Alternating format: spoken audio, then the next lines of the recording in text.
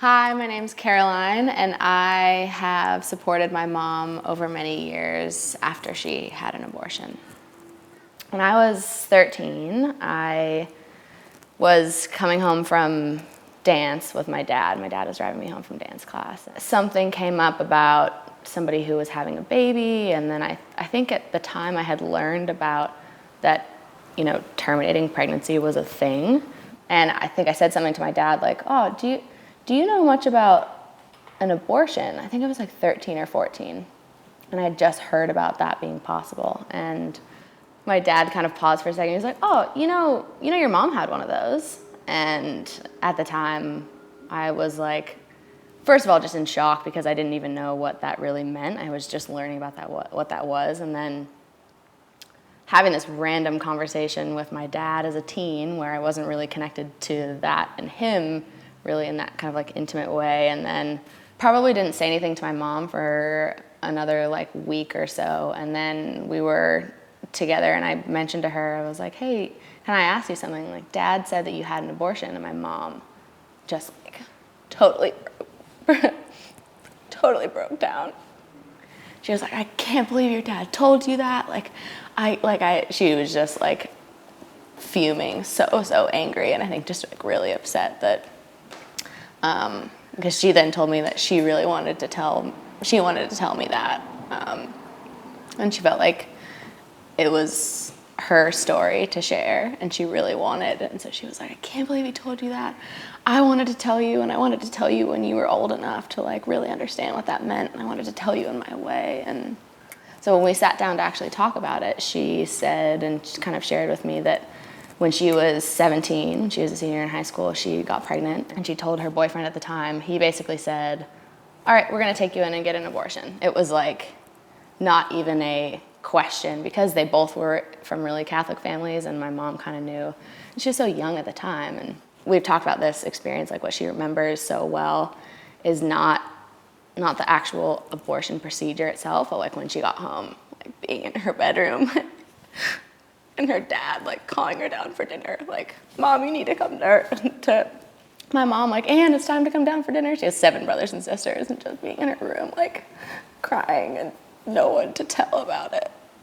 I think supporting my mom through having her experience of having an abortion, the thing that I found the most and have continued to find the most helpful is providing a space for her that is always going to be non-judgmental. I think she's got a lot of her own still work around that and a lot of barriers that she has up to even thinking about it. When I ask her about it, she's like, feels like a lifetime ago, feels like a different universe. And not that I want to really like bring that up for her and make her walk through that again, but that she always knows that if she and I talk about it, that she has such a space because she never had anyone that she could like come to and talk about that openly with, what that was like, what she was feeling at the time, what kinds of things she missed out on, what kinds of support that she had absolutely nothing in the way of.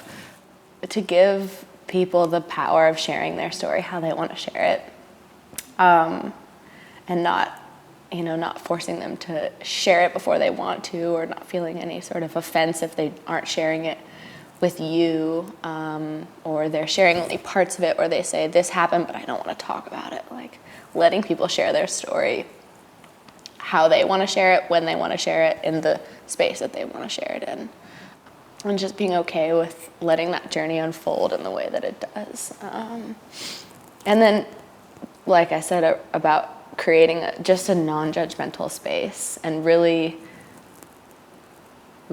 approaching that with the intention of like love and compassion and listening to understand instead of listening to respond. Really, what is that like for them?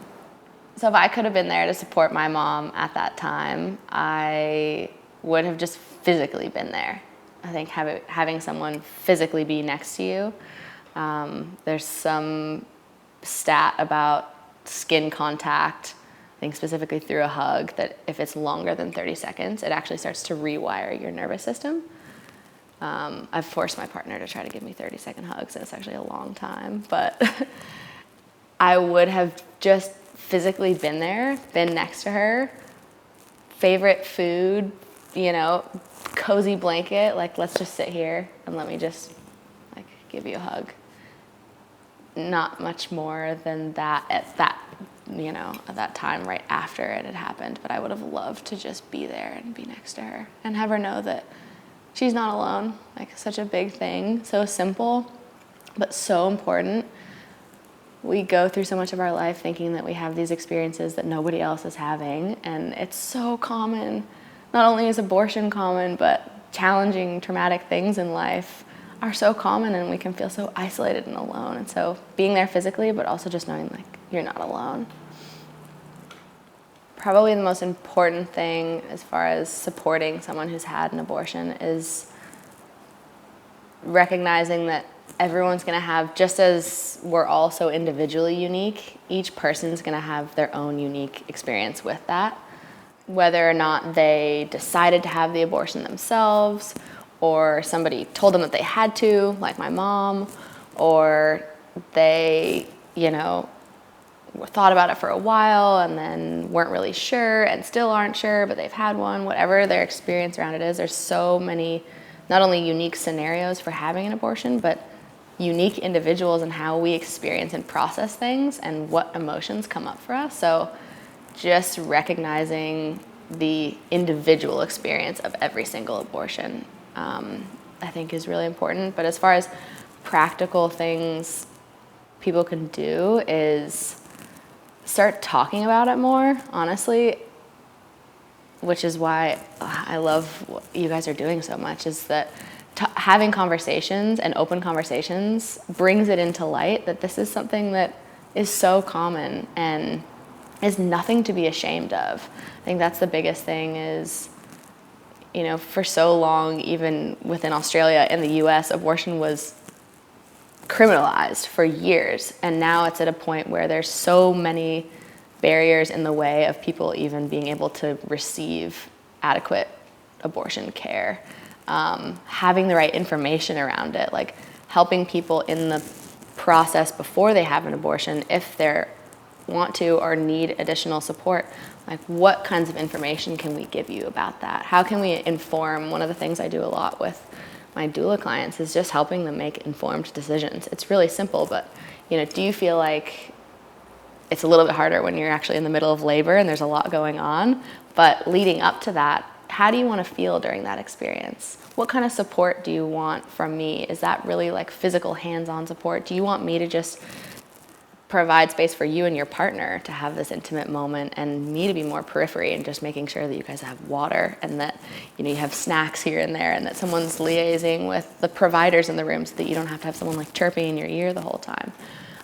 So it's just being really curious about the unique experience and then what that support can look like, and providing a space to have really informed decisions be made, because ultimately the biggest thing is that it's someone's choice.